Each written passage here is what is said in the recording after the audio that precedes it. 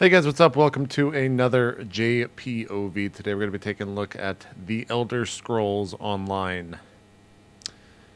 And probably going to be starting with the bad, but I'm very conflicted on this game. I've been playing it for about 7 days now. I wanted to record this when I got to max level, that being 50, but I just couldn't make it there, guys. Also, this is a lizard, aka Mule. We're going to log in here on my highest level character, who is a... Well, I guess we can hop into the character creation, because that's kind of cool. People love seeing character creation. So, where to start? The first thing you got to do is choose an alliance. You've got the Daggerfall Covenant, the Aldemiri Dominion, and the Ebonheart Pact. All this really does is change who you PvP with. There's 3 alliances in the PvP world. I think it also changes who you group with as well, and kind of your starting area and the different zones around that. I have the Imperial Edition, which is the more expensive edition, and I pre-ordered it, and I believe, now please correct me if I'm wrong in the chat, there's a lot of things that I'll be iffy about on this, or sorry, in the chat. I'm not streaming this, I'm recording this, in the comments. Since I pre-ordered, I can choose the Daggerfall Covenant and play these 6 races. Now, if you didn't pre-order it, you would be locked to playing the Breton, the Orc, is that Breton, the Orc, and the Red Guard, and only those 4 classes, unless you bought the Imperial Edition, which you can, of course, play the Imperial race. So since I pre-ordered, I'm able to play a Orc in the Aldemiri Dominion, or a Khajiit, the Cat People, in the Ebonheart Pact.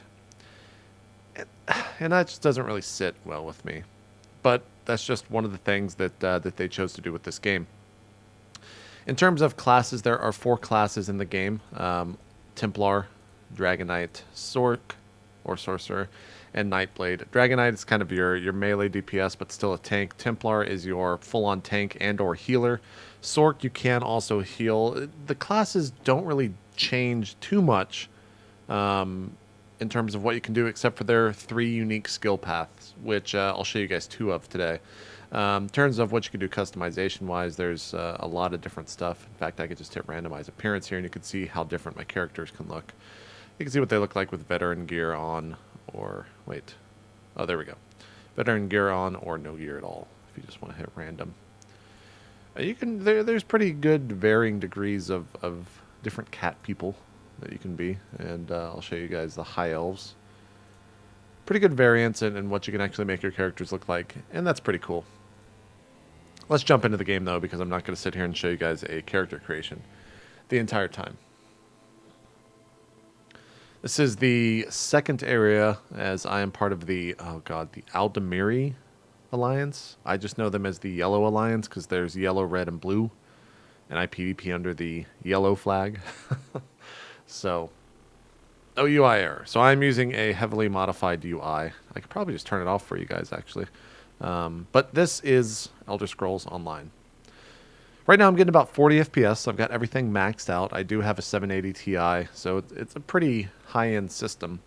And it runs fairly well. There's a couple times where it'll run slow. But for the most part, it's fairly optimized. It runs quite well. Let's get into some fights here, show you guys kind of what the combat's like. I think I'm going to turn off all the mods so you guys can see the experience that you're getting with the game, the experience out of the box, because it's very minimalistic in what you're actually getting. And we'll see how this goes, because I have not played with all of this stuff off since about hour number 1 of the launch of the game, which has been out about a week now. So we're going to reload real quick.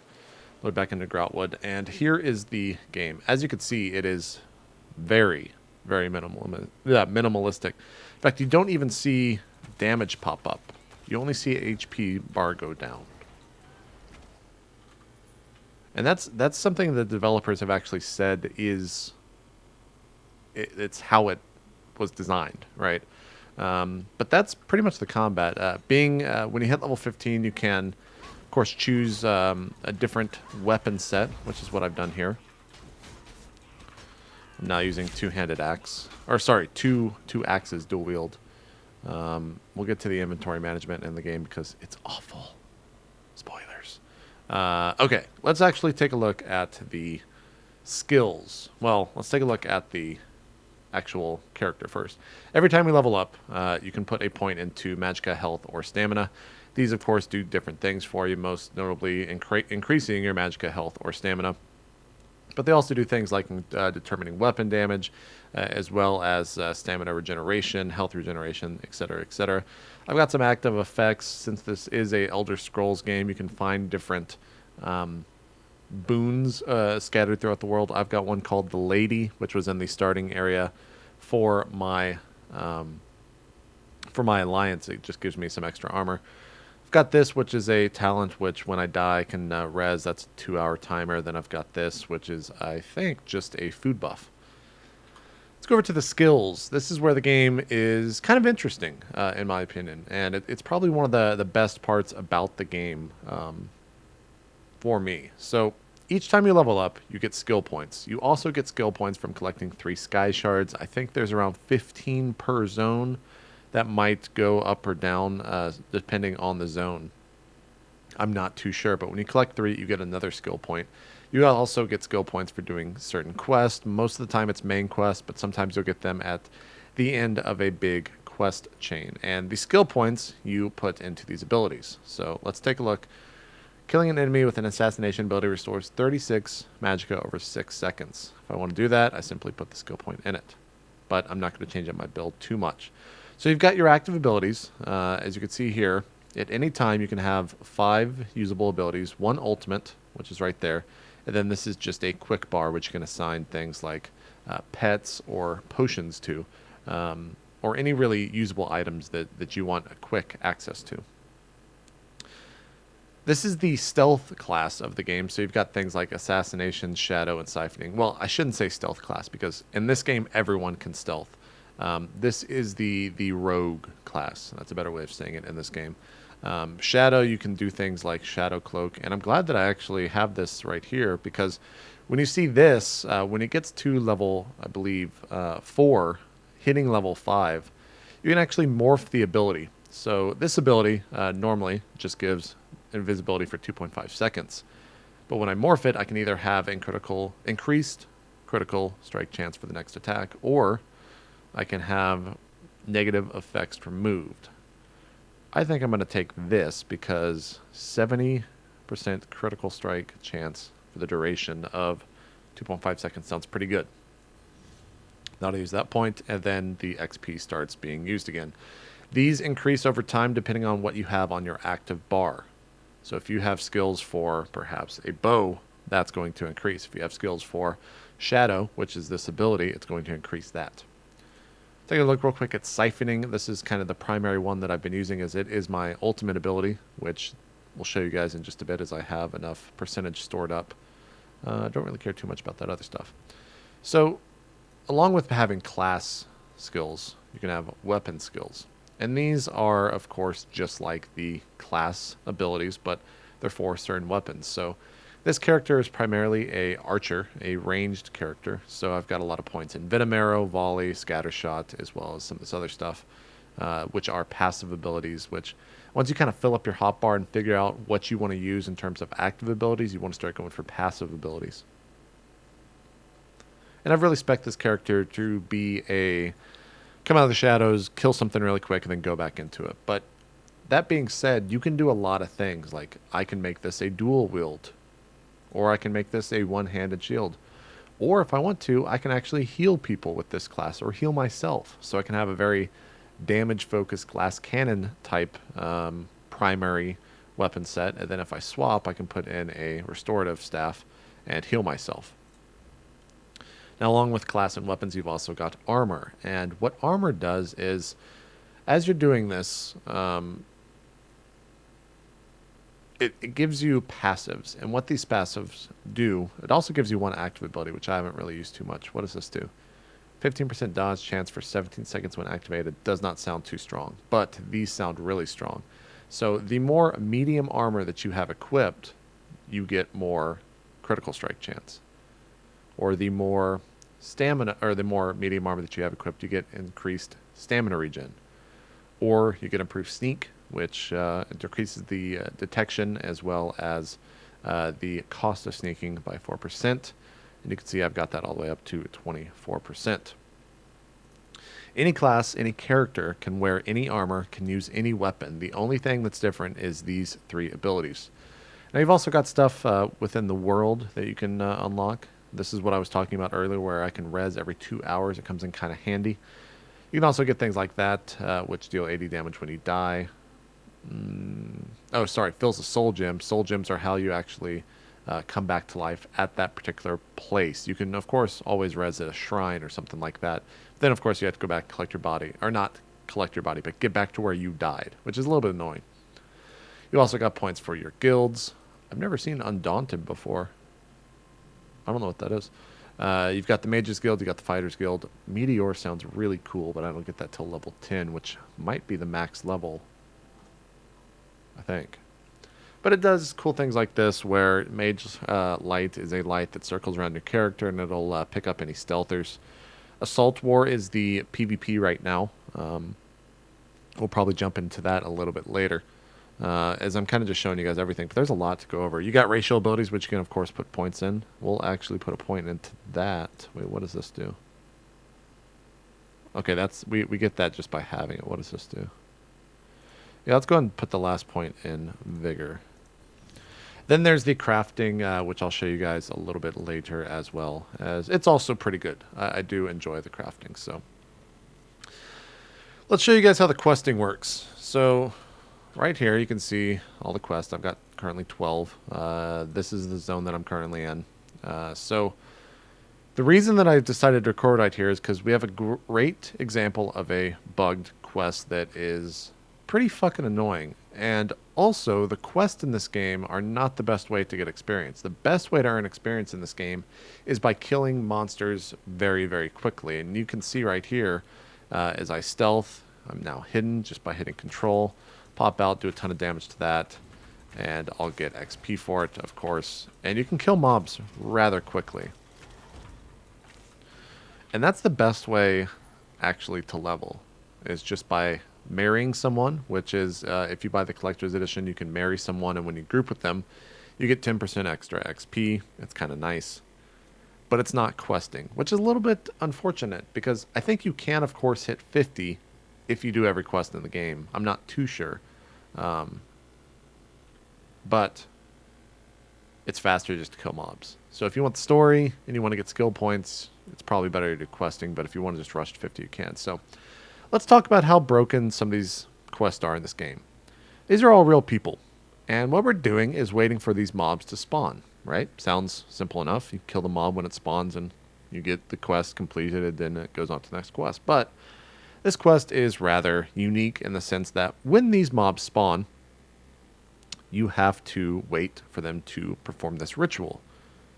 Now what that means is, as this is a public area that people are constantly coming in and out of, that when new people get this, they run into this room, they see the mob spawn, and they just kill it because, hey, it's an MMO. What that does, though, is restarts the respawn timer on those, and thus everyone has to continue waiting. That's fucking trash. That is just terrible design, because now you've got some people in slash say, see? Oh, okay, I thought he just staggered them.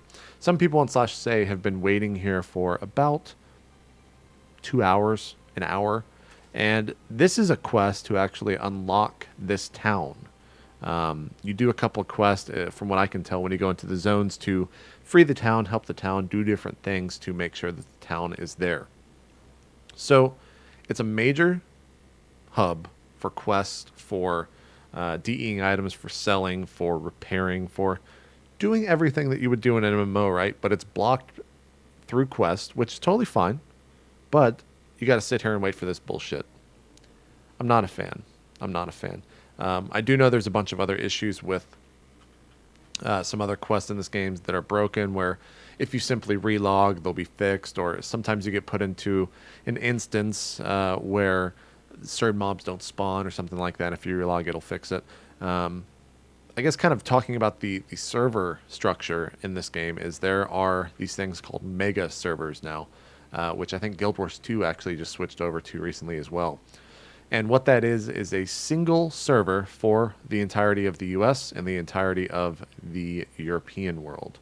Now, what that means is that there are no servers, so you can group with your friends whenever you want. There's no, well, we're on this server, it's full, I can't log in. It's kind of good. It is the way that I think a lot of MMOs are going to be going in the future because it does solve all of those issues. You have multiple instances, right? But say if I want to group with someone and they're on another server, most of the time you can't. But in this, you just simply invite them and it throws them into your instance or you into their instance. I'm not sure how that all works, but you can find them very easily and they'll pop up very, very easily. So I do quite like that. But everyone's just sitting here waiting for these mobs to spawn. And of course, you could go do other things, but this is the main quest hub of this little area. This is the city, right? And here's the area that we're in. This is the Haven. It's pretty annoying. It's pretty annoying. In terms of the size of the world, it's actually quite large. There's definitely a lot to see in terms of content and zones as you're leveling up. Cyrodiil is the PvP area, which we'll jump to here in a bit. But I'm trying to think of some other stuff that we can show you. There are dungeons. There is a dungeon finder, but it's kind of not that well done. So you can use tank, healer, and damage. It'll basically allow me to queue as a tank, even though I'm a straight up damage dealer. So that's a little bit weird. I'm not sure about that. One of the other interesting things too with that is the dungeons. Oh God, someone pulled them. The dungeons in this game. See, and here we go. Look at this is ridiculous. Everyone in the chat is so upset here.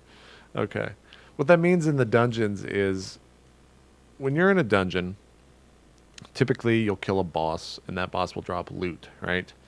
In this game, most of the bosses don't drop loot, or they have a very low chance to drop loot. There's no rolling. It drops loot for every single person as far as I know. But one of the things that happens in dungeons is that there are chests, and these chests have not some sort, but they have a small mini game that you have to go through to unlock it, and then these chests have, most of the time, the better items that you can get in dungeons.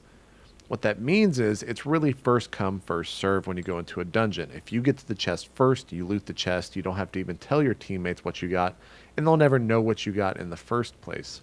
It's kind of annoying. Now we're all on fire, thanks to Luna Blackmail. It's rather annoying. The other thing, too, is when you kick someone, it doesn't actually kick them. When they leave the group, they don't get kicked out of the instance. They just sit there in the instance and they can go around looting all of the chest if they have stealth, because you can actually sneak by people. So a lot of times it feels like the people that... It seems like they took a lot of things from the MMO world and applied their own things to it. And sometimes they did good and sometimes they did terrible. This is really terrible, stupid... I think I've got the point across that it's fucking terrible that you got to sit there and wait. We'll show you guys some combat. Actually, my inventory is pretty full, and it's actually always full. So let's port real quick to somewhere. I'll show you guys how the crafting system works. We'll port back to the very first area that you enter into. Unless it just canceled it for some reason, which I'm not too sure why, but, you know, whatever. It happens.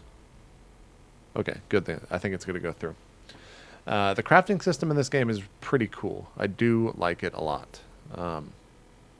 Coupled with the inventory system, I actually can't stand. So there's a little push and pull there. I'm not the biggest fan of the inventory system, frankly, because my inventory is always full. And I actually have to have mules, as you saw there in the opening of the game, to hold my stuff, because you get items throughout the world. There's ore scattered across, or some certain things that you can loot. And then, of course, these fill up your inventory slots. I think you can buy up to 100. It starts at 60 in the game. But you get things like barley. You get things like these runes, you get some dusk beetles, you get a bunch of different items, these rings, you get a ton of different items, right? There's even items like this, which will actually change the style of the item that you're crafting to one of the race styles. But before we even go over there, I'm going to show you guys the horse real quick. You can have multiple horses in this game, and every 20 hours you can actually feed them their diet. So you can either feed apples to increase its speed. You can give it hay to increase its stamina, which of course allows it to sprint longer, but also you can get dismounted. So if you have higher stamina, you won't get dismounted. Or you can feed it oats to increase its carrying capacity, which I don't really know because I guess we'll just do that. Whatever. I'm not going to play this character anymore. So what happens when I do that? So now do I get one extra inventory slot?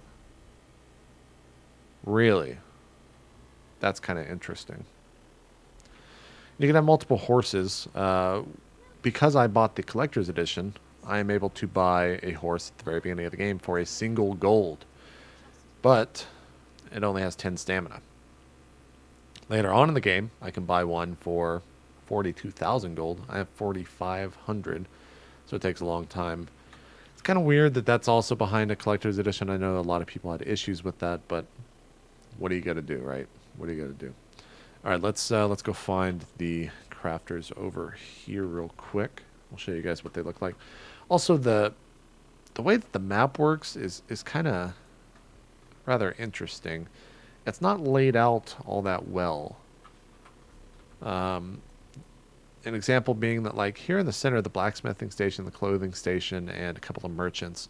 In some of the towns, they'll have like everything lumped into one single spot, but a certain area will actually be off about 20, like it'll be right here, but the actual area where you do it is over here. So a lot of stuff is kind of mislabeled. I don't know if those were done hastefully or what, but this is the crafting. So blacksmithing station, basically you make all of your weapons here, except for staves and bows. And you also make all of your armor here in terms of heavy armor. Medium armor and light armor is at the clothing shop. So do I have extra? Okay, good. We can do this. So to deconstruct a weapon, it's basically like disenchanting a weapon in World of Warcraft, right? So when you deconstruct it, you got to have more inventory slots open. It won't let you actually DE anything unless you have 3 inventory slots. So what that means is I got to go find this merchant real quick. Got to sell all my stuff to her that is worthless. Let's see what's worthless. You can't DE, let's also repair. You can't actually DE necklaces and jewelry yet, so it's better just to sell that. That put me at 71 of 81, so now I can actually DE stuff and get some space. So I deconstructed this. I got a bone, which is a Khajiit style, and an iron ingot. Now let's do that. Let's get rid of that. Let's get rid of that. Nope, I can't do it because I got some random item. I think I got the corn drum. Whatever. There's ways to improve items. So when you first craft an item, you of course put, well, not of course, but you either do 6 to 12 iron ingots. Each one iron ingot that you add into this will increase the level, and then a new I can refine this. Actually, no, I can't. I don't have open inventory slots. There's different tiers, much like any other crafting. And that, of course, will start at level 16, and then it goes up all the way to probably 26 or 28, and then it starts over with a new material. So when you craft this, it crafts a white item. When you craft a white item, you can throw it into here and improve it and increase the improvement by 15% each time, up to a total of 5 for 100%. Then it'll turn into a fine or green item. Then if you have enough, you can increase it to a blue, legendary, epic, and legendary, etc.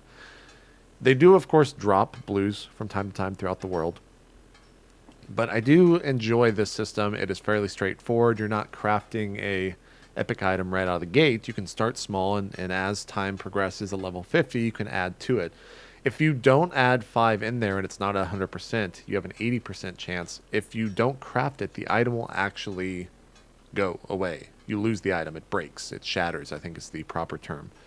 So I like that. I enjoy that crafting system. This is the clothing, where I can, of course, deconstruct light armor and medium armor. You can also refine all of this stuff as well. We'll show you guys the woodworking over here. Also, there is a Fighters Guild and a Mages Guild, much like in all the other Elder Scrolls.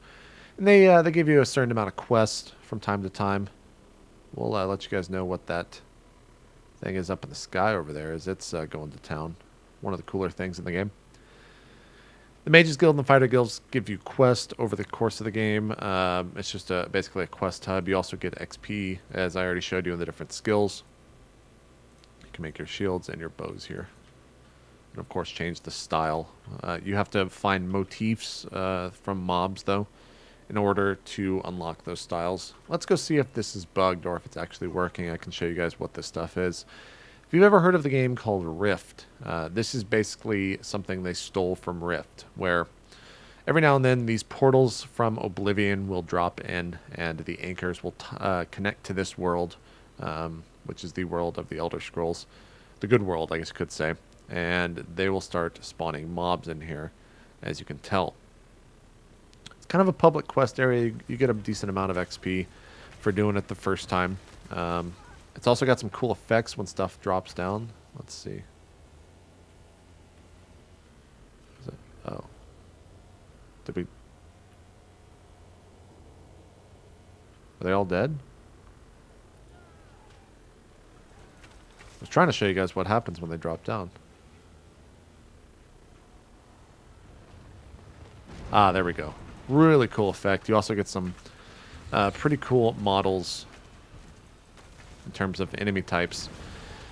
Now, talking about the models, I'm pretty sure that there's under 30 different models in this game. I haven't seen anything too unique in terms of what you get. I fought a bunch of different reskinned mobs, but for the most part, all of the mobs are the same, except different colors or different names or etc., etc. But they're, of course, different levels, so that's the one, I guess, perk. I'm not really sure.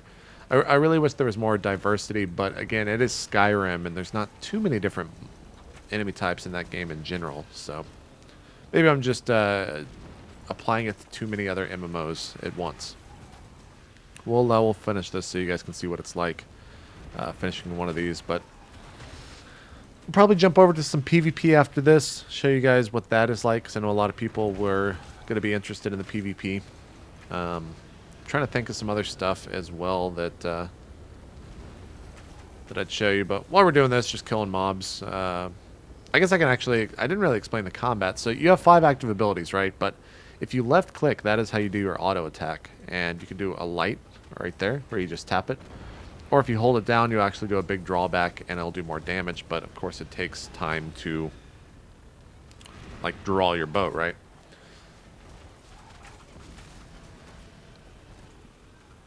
Got a monkey. Wait, the monkey's not... Oh, there's my monkey. It's a CE bonus. I haven't really seen any other pets in the game, but I am quite low level.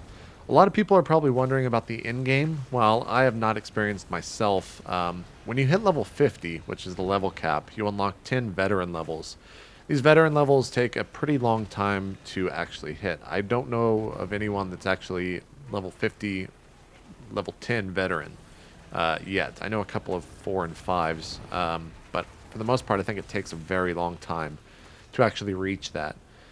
And right now, there is some veteran mode dungeons, which are kind of like your hard mode dungeons, but they're not all that difficult from what I've been told.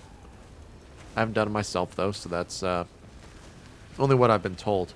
And after that, there's really not that much in the game. Yesterday, they released a video about a new zone, which is a veteran-only zone, which is going to have quests in it. It's going to have its own PvP for only veteran players in there. It'll have a raid as well. I think the raids are 12 and 20 person. I might be wrong about that. I know 12 is true, but they might have said 20. And that's where you'll have like your first set of unique bosses with unique abilities. But as far as I know, and this is a good 90-95% comment in terms of truth, they're not in the game yet. But that being said, it takes a long time to level. My played of this level 17 is 20 hours. Now, while a lot of that is running around helping people, or helping my friend Ryan out, or perhaps PvPing, 20 hours is a lot to only be level 17. It takes quite some time to level in this game.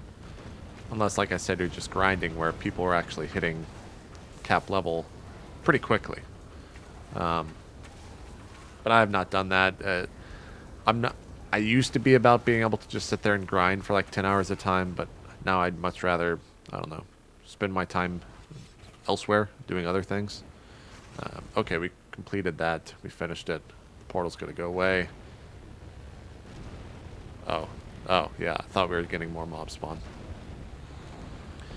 But that's pretty cool, and it looks pretty. Why don't we queue up for some PvP, and then we'll call this a video.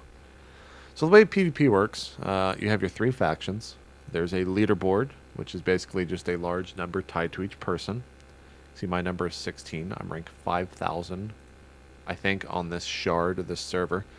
Or, sorry, this campaign. That's what they call it in this game. While there are no actual servers, like I was talking about, there's a mega server. There are instances, or, as they say here, campaigns, that you have to queue into.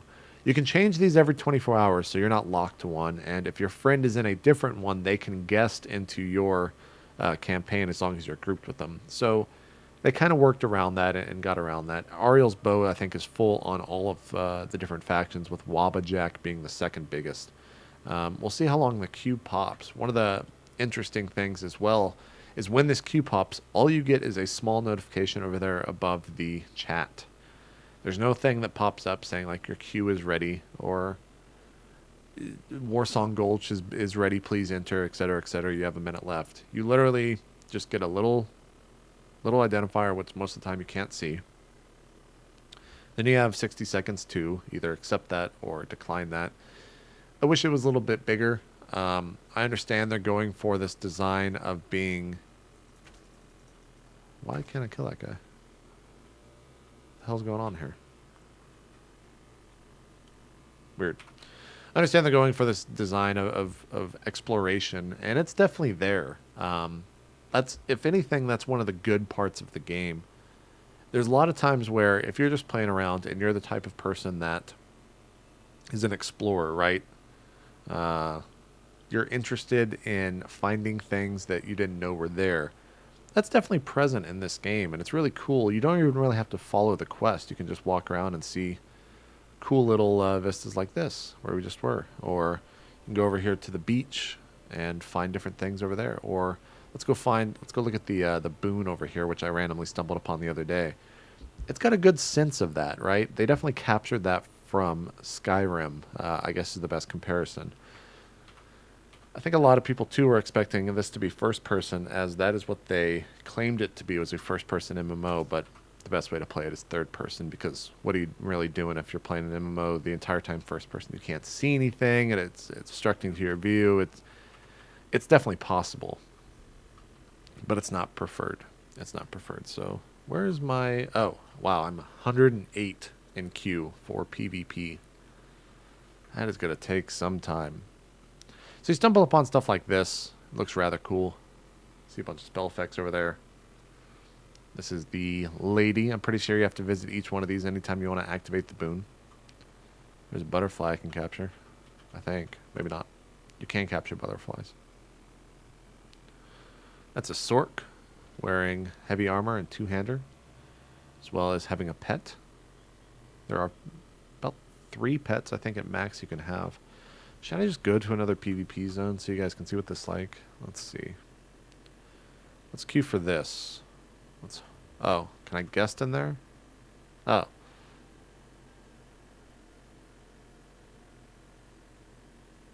Interesting. Wait, I hit yes. I don't understand what's going on. Is it bugged? There we go. It just says, please wait. Oh, okay. So that's all you get. See that this thing right here? That's all you get. You have 1 minute to enter. So you get to travel to the campaign. Let's go ahead and jump over there. Now the PvP in this game, well, how do I describe this without sounding too critical or too rude? It's not the best. It's very Zerg focused. It's very going from point A to point B to point C to point D. Oh, you died, go back to point D, walk all the way back to point E. This is also going to not have that many people in it, but when you first get in here, you take a look at the map. You get PvP daily quest as well. Let's go over here. Use these to hop around so you don't have to travel all the way out. But I don't even know if there's any fights in here. I'll show you guys the keeps at least. The zone that all this happens in is called Chirodale or Cyrodale. I'm not sure the best way to pronounce it. And this is where the game, in my opinion, actually looks great and still holds up. The max dip that I've seen in FPS is around 20, around there. But that's keeping in mind that there's like 400 people on the screen, right? It's rendering everyone with full graphics, full draw distance, and full spell effects all at once and still holding out 20 FPS. It's pretty impressive. I don't know if we're going to be able to find that many people. So this is a keep. There's a lot of siege warfare that goes on. You can buy those. The currency that you get from PvP is these alliance points. Most of the stuff is purchasable for around, I think, 1,000, or I think the level 10 weapons are 4,000 per. And you get around, I think you get 1,000 per quest, and probably like 75 to 35, or 75 to 400 XP. Sorry, alliance points per. That was the people of the red. See them right there. That guy's veteran level 1. What a bunch of these guys are. Now, I'm not sure what the Fighters Guild Victor is. I'm not sure what that is. But he just stealthed. I think he's going to try to take him out. That might be a real person. I guess I can help here. It automatically levels you up to level 50, so you can still be competitive. I think that was actually just bait, and now these guys are going to come try and find us over here. Don't get me wrong. I do have little stints of fun within the PvP, but it's not in the big fights. It's in the small little skirmishes that you'll find from time to time. Oh, we got someone.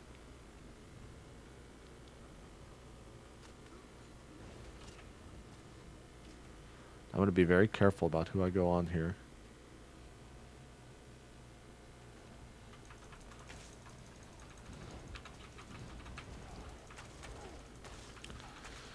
Oh, that's not good. Go invisible. Okay, I'm dead. I'm very flimsy, as you can tell. I thought that guy was going to keep going. I got him down to a decent HP, but then I got obliterated. So when you die in this, you have to spawn back at the gate. And when you're fighting right here, you got to run all that distance. It's really not the best. This is really not the best representation of PvP. I really wish I could get into the other more popular, or the one with more people in it, and show you guys the siege warfare, because there are giant trebuchets that occur. There's catapults. There's liquid fire, or rather oil. Not one liquid fire. What the hell? That you can drop from there and it'll do damage. And they've definitely got that aspect down. The annoying part is if you're melee or someone that does not have a ranged ability, you're basically just sitting there and waiting. And it's really not all that fun.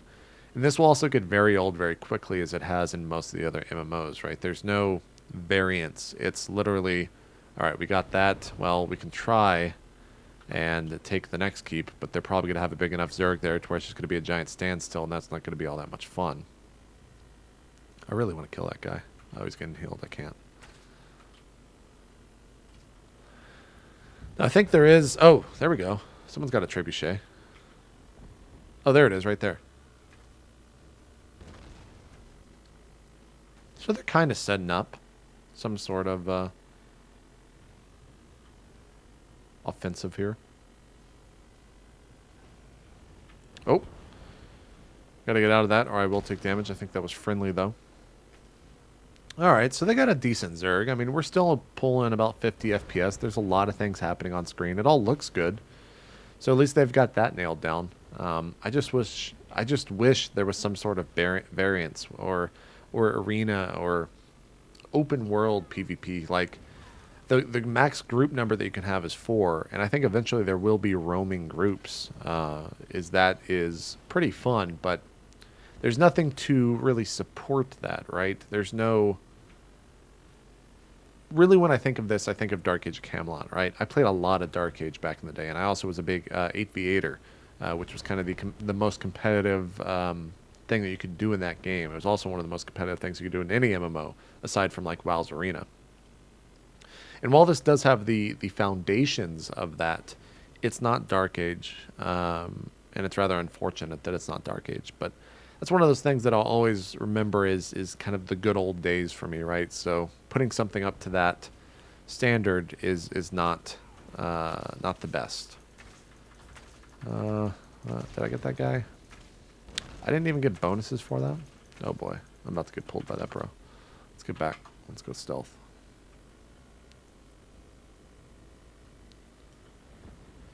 So I guess we can go ahead and start wrapping up here. I've pretty much showed everything that I want to. This is a monthly fee. The game itself costs $59.99, but first month being free. But after that, it's $15 a month. A lot of people have issues with that. A lot of people think this game will be going free to play after about a year. Maybe. Who knows? Who knows what they have in store from this over at Bethesda. Come on, let me get this kill. Taking damage. But is it a good game? It's not bad. It's just buggy right now. Like, this might be a game that you want to revisit a couple months from now when they really have everything ironed out. I don't think I'll be revisiting it. The combat is it's not meaty enough for me, to use the co-optional podcast sense of the word, but it's definitely not a bad game by any stretch of the imagination. It's just, I don't know. It's mediocre. Like, the best way to say is it's very easy to hate on this game. It's very easy to think this game is a piece of shit. Because there are definitely moments when that occurs. But at the same time, there's moments of it being fun. Like, my first 10 hours probably were a lot of fun in this game. I had a lot of fun discovering everything about the MMO and figuring it out. But will I pay $15 to have that same sense of knowing everything where it just becomes a grind? Probably not. I don't care too much about the story. I don't care. I do have a guild. itmeNation is present here. But I just don't see myself playing this very much after this. So yeah. Those are my thoughts on Elder Scrolls. Hopefully you guys stayed through the entire thing instead of me just opening it up about how it's buggy and how it's frustrating, as I was quite frustrated there. But it does have little glimpses of being fun, and it is fun. But there's still a couple things they need to add in, and that's kind of the state of MMOs where you've had a game like World of Warcraft that's been out 5 years, and they've done so many things that have become like the standard in the MMO world, and it's what everyone expects to occur in these games that take 5 years to develop, that basically suck the entire life out of a developer, and then it comes out and it only is like half baked by MMO standards, right? There's still a lot of things that aren't there, and it's really, MMOs are such a weird thing right now, and are in such flux right now in the industry, where you really have to wonder, like, how long are these going to stick around? WoW still has a lot of subs, but it's nowhere near the 13 million that I think they peaked at a couple years back. The free-to-play MMOs do well. I think Star Wars is still played by a good amount of people, enough to be profitable. I think, what are some other ones? Lord of the Rings went free-to-play a while back. Final Fantasy XIV just relaunched in A Realm Reborn. That does all right, but of course that has a sub, and I think their big criticism is that the end game wasn't there. WildStar's the next one to come out, and from what a lot of people have told me, I didn't play too much of the beta, but that seems to be all right. They seem to have a lot of stuff put in there where the end game will be somewhat fun, and we'll have some things to do. Here's level 14, 15 that's just going to get obliterated. Here's level 32 that's just going to get obliterated. Oh, he's going to run. Oh, I'm going to need to GTFO.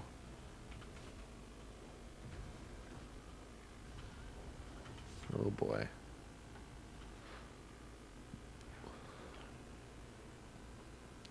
This is not going that well. How come I'm still detected?